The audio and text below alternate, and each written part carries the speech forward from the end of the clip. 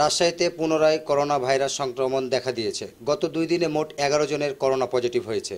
এদের মধ্যে 4 জন চিকিৎসক রয়েছেন। আজ মঙ্গলবার দুপুরে রাজশাহী মেডিকেল কলেজ হাসপাতালের মুখপাত্র ও EMO in charge doctor Shankar Kumar Biswas জানান, গতকাল রাজশাহী মেডিকেল কলেজ মাইক্রোবায়োলজি বিভাগের পিসিআর ল্যাবে 16 জনের করোনা পরীক্ষা করা হয়। এদের মধ্যে পরীক্ষার ফলাফলে 9 জনের করোনা পজিটিভ হয়।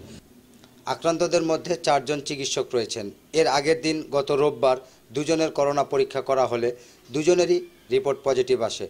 আক্রান্তদের সবার মধ্যে হালকা জ্বর, সর্দি, কাশি ও গা ব্যথার মতো উপসর্গ রয়েছে। আক্রান্তরা নিজ নিজ বাসায় চিকিৎসকের পরামর্শ অনুযায়ী চিকিৎসা নিচ্ছেন। এছাড়াও রাজশাহী মেডিকেল কলেজ হাসপাতালের আইসোলেশন ওয়ার্ড প্রস্তুত রাখা হয়েছে। সকলকে স্বাস্থ্যবিধি মেনে চলার কথা বলা হচ্ছে।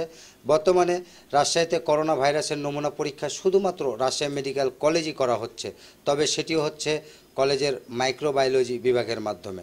রাজশাহী মেডিকেল কলেজ হাসপাতালের নিজস্ব পিসিআর ল্যাবটি গত বছর থেকে বন্ধ রয়েছে। ফলে পরীক্ষা সীমিত পরিসরে এবং চিকিৎসকের ব্যবস্থাপনায় পরিচালিত হচ্ছেন। আলমগীর হোসেন, ডেস্ক রিপোর্ট, নবরূপ টিভি।